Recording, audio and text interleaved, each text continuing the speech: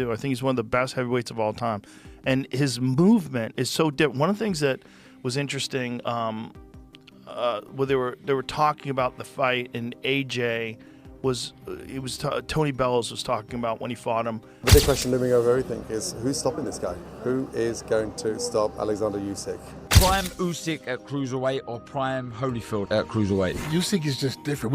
The fighters are different now. It used to be like skill, now it's more about conditioning. You think so? Yes. Joe Rogan calls Alexander Usyk the greatest heavyweight of all time. He praises Usyk's incredible footwork and unmatched technique, pointing out how he constantly frustrates and exhausts his opponents in the ring. Rogan emphasizes that Usyk doesn't just beat average fighters. He dominates the best heavyweights of this era and does it more than once. According to Rogan, it's Usyk's intelligence and movement that separates him from the rest. His ability to make elite fighters look ordinary proves that he belongs at the very top of boxing's all-time greats. The last Dubois fight. Yeah. Was it crazy? I saw something the other day. It was like Usyk swimming 5 hours. I was like, oh my God. He's an animal, man. Yeah. I mean, he's so fucking good. He's so good. I mean, you think about what that guy has done. He beat AJ twice. He beat Tyson Fury twice. And now he beat Dubois twice. Mm-hmm. That's crazy. No, it's incredible. Those are two of the best, of this era. I think he's one of the best of all time. I really do. I think he's one of the best heavyweights of all time. And his movement is so different. One of the things that was interesting, where they were talking about the fight, and AJ Tony Bellows was talking about when he fought him, and AJ was saying that when he fought him, it was the most exhausted he's ever been. Because he's always moving. There's no rest with him. No rest. There's no like time constant, yeah. there's constant twitching. Under fire the whole time. You're constantly thinking, when is this coming? There's no silent agreements. There's no relaxation. There's no rounds off. Yeah. Everything is he's putting it on you and moving constantly. Like I always say, he's like a giant Lomachenko. Got it. They were both trained by the same guy. Oh, were they? Yeah, Lomachenko's father trained Usyk as well. Ah. Yeah. So there's something, something. Obviously, gravity keeps him from moving the way Lomachenko does, because Lomachenko's so small. Yeah. He can dance around you. For sure. In footwork, just majestic footwork. But Usyk's footwork is there's a bunch of breakdowns of the final combination that he hit Daniel with, and he steps off to the side and lands that fucking left hook from hell. God, it was good. You could see Daniel was already tired.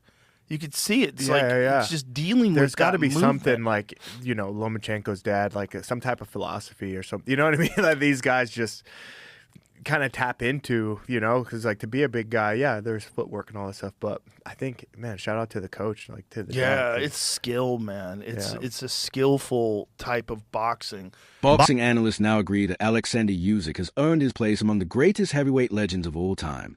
Names like Lennox Lewis, Larry Holmes, and Evander Holyfield have long dominated discussions around heavyweight excellence. But Usyk's performances have forced critics and fans to include him in that elite group. His transition from cruiserweight to heavyweight wasn't just successful, it was historic. He didn't just hold his own in a division filled with giants, he outclassed them. Usyk's skills, IQ, and consistency over top-tier opponents make him a complete fighter. He's not just winning fights, he's rewriting heavyweight standards. Let's quickly have that conversation then about the best heavyweights of all time. Where? Because I know in your head you've done it already. I mean, you've done about 20,000 videos since the fight. One of those videos must be saying where he's ranked as an all-time top 10 heavyweight. Oh, I think he has to be in the top 5, if not top 3. No, he has to be. He has to be. And go on then, name him. So Muhammad Ali, Lennox Lewis, and I would actually probably say Alexander Usyk, just ahead of Larry Holmes. Okay, just ahead of Larry Holmes. Yeah. I know. Look, those two, Lewis and Ali, their resume speaks for itself. The world title fights, they speak for themselves. I've sat with him and he has an aura. You can tell that, even looking at my videos, there's he something walks different. in, dude, and you're like, okay, his eyes, they're this very piercing, and you think, you feel like you are in the presence of something very, very special. Alexander Usyk has faced and beaten nearly every major heavyweight contender, not once but twice in many cases.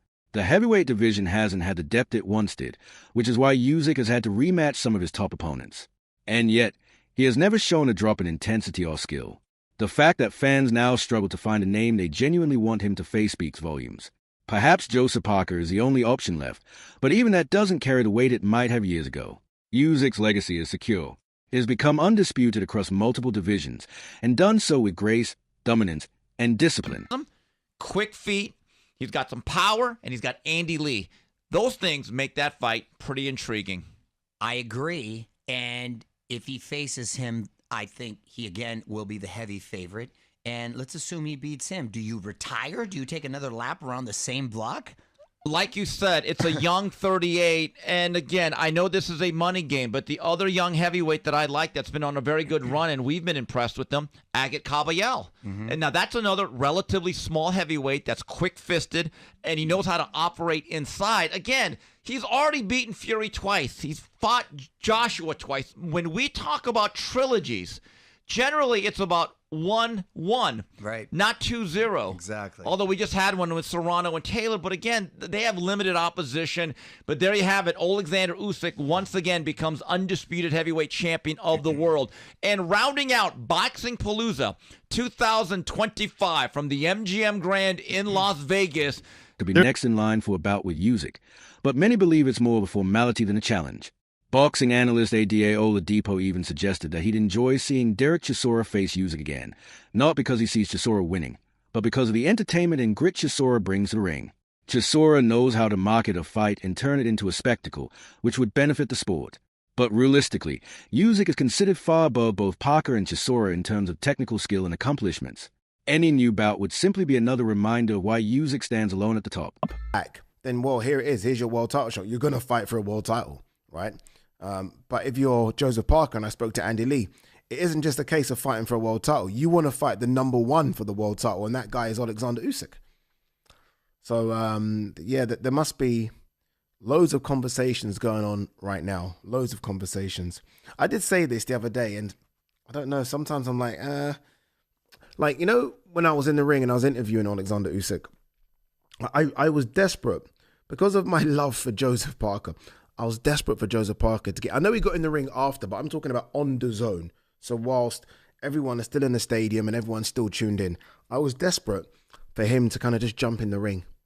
I was desperate for him to do it. Chisora was trying to do... So Chisora knows how to play the game. And as much as people are like, what's Chisora doing? Chisora won't get the fight, but that's kind of what you got to do. And I know people are like, well, 1 second, it's not like that. It's rankings. Well, no, it's not though, is it? Because... again, Alexander Usyk can vacate the belt. He can say no. You have to kind of do what Daniel Dubois did last time. Daniel Dubois, rightly or wrongly, got in the ring, pissed Usyk off. Usyk's like, okay, we'll fight then. Fuck it. If this is what you're doing, dude, we'll fight. And I felt like there was a time where I wanted Joseph Parker to almost nudge me. And I'm telling you now, we're kind of told not to give the mic. I don't know if you see, I always hold on to the mic. I would have given Joseph Parker the mic. And I would like Joseph Parker because there's a mean side to Joseph Parker. I think everyone sees the friendly side. I've seen the mean side.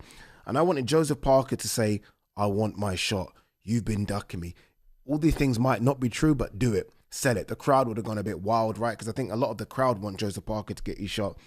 But that's not what happened.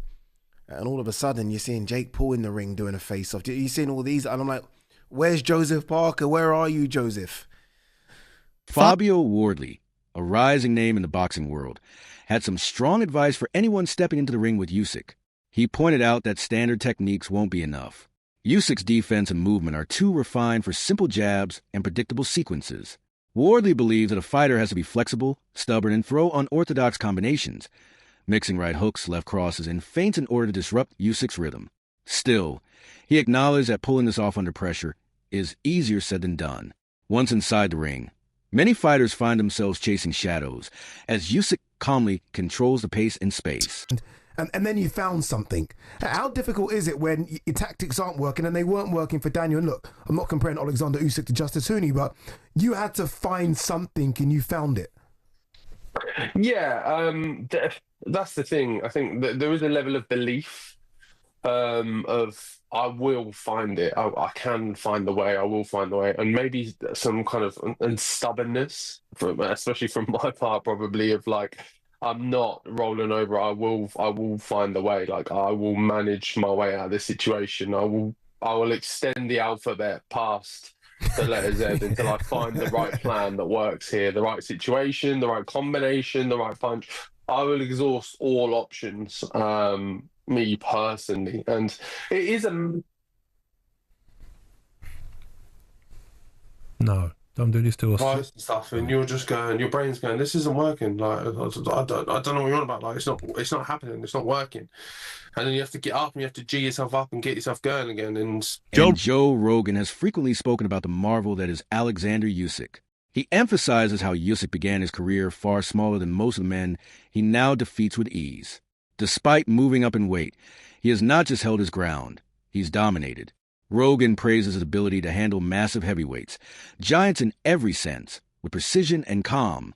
Unlike others who rely on size or brute power, Usyk dissects his opponents, wearing them down both mentally and physically. Rogan believes it's this contrast between his smaller stature and overwhelming effectiveness that makes him so incredible to watch. Usyk. Yes. I think he's incredible. Incredible. I mean, I've watched every one of his fights. That dude is on such a different level. And he's smaller than everybody. He's fighting giants. He's fighting giants. When you're fighting a guy who's 60 pounds heavier with 10-ounce, 12-ounce gloves, it makes such a world of difference. Especially when the guy is fucking Anthony Joshua, you know? But please understand, Usyk fought at, I think, 75 when he started out. He's not a big frame guy. He's like 225, 230 as a heavyweight. 220, not even 230. Not big. Not big, and that's man. a lot of. By the way, that was on. Tyson's weight when he was in his prime too. Yeah, there's something to be said for that because a 220-pound man like Mike Tyson can knock out any human being that's ever lived. Yeah, your jaw. The amount of power he can generate is insane. Former heavyweight champion Shannon Briggs gave a surprising take, saying that if Usyk fought a prime Evander Holyfield, he believes Usyk would win. According to Briggs, Usyk has evolved past being just a technical fighter. His game now revolves around extraordinary conditioning. He said that Usyk used to rely primarily on his footwork and angles, but now he grinds down opponents through relentless pressure and endurance. Even when matched against someone with world-class skills, Usyk's conditioning allows him to keep moving, punching, and controlling the tempo until his opponent cracks.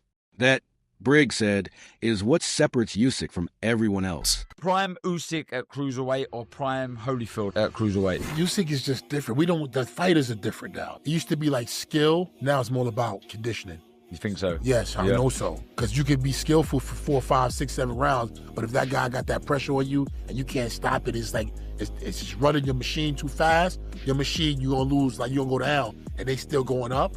Like Usyk, he's still going up. 12th round, he's strong as in the first round. He throwing punches like it's the first round. No one else has done that, been able to do that in the history of boxing. How would you have fought Usyk? I would have tried to knock him out. You know, but you see again. Me at my best, from my skate plan is, I'm boxing him cool and relaxed. And I'm countering the heck out of him. And I'm also boxing. Boxing legend Roy Jones Jr. admitted that he was caught off guard by just how dominant Usyk has been. Speaking on Daniel Dubois, Jones noted that the techniques Dubois used were too basic to overcome someone of Usyk's caliber. He did concede that big heavyweights can potentially beat Usyk, but only with a perfect strategy. Without the right plan, one that mixes pressure, adaptability, and stamina, a fighter stands no chance. Usyk thrives on patterns. Once he reads them, he exploits them.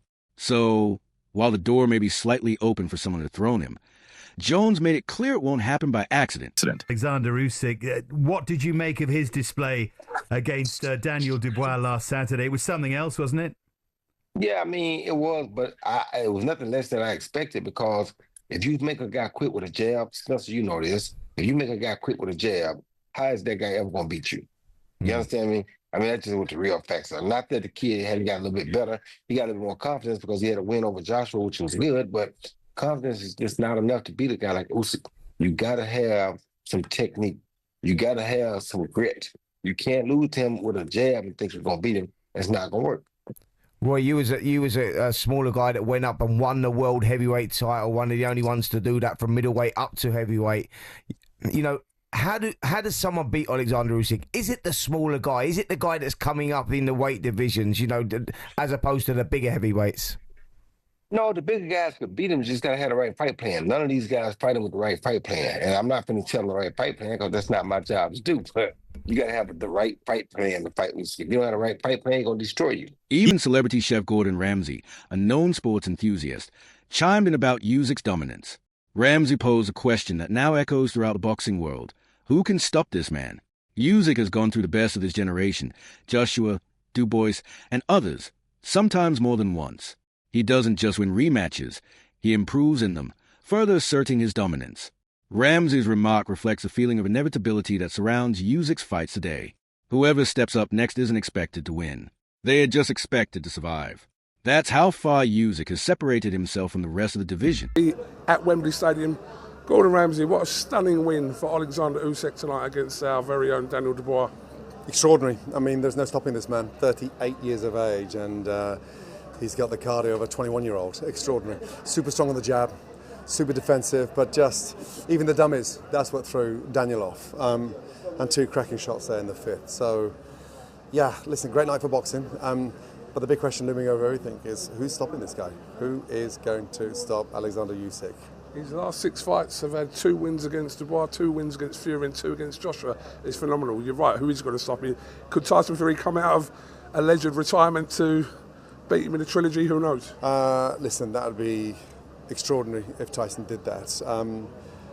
But you've got to change your game. You've got to up it. This guy is just extraordinary. We haven't witnessed this in decades. So, you know, we're talking cruiserweight, you know, and he's dominating heavyweight. What does that say? So, thank God he's not in the cruiserweight division anymore. Tony Bellew, who once stepped into the ring with Usyk, gave a brutally honest account of what it felt like. He explained how in the first 6 rounds he actually felt like he was outboxing Usyk. But by the 7th, everything changed. Bellew described a deep, sudden exhaustion that made it hard to keep going. Usyk hadn't landed anything especially devastating. It was just the constant movement, pressure, and activity that wore him down. According to Bellew, that's Usyk's secret weapon. He doesn't go for a quick knockout. Instead, he slowly drains you until you're no longer able to defend yourself. Joe Rogan also discussed Anthony Joshua's post-fight comments after facing Usyk. Joshua reportedly told people it was the most exhausting bout of his career, not because of power punches, but because Usyk never stops moving. There are no pauses, no breathers, no time to reset. That constant motion puts a strain on a fighter's legs, lungs, and mind.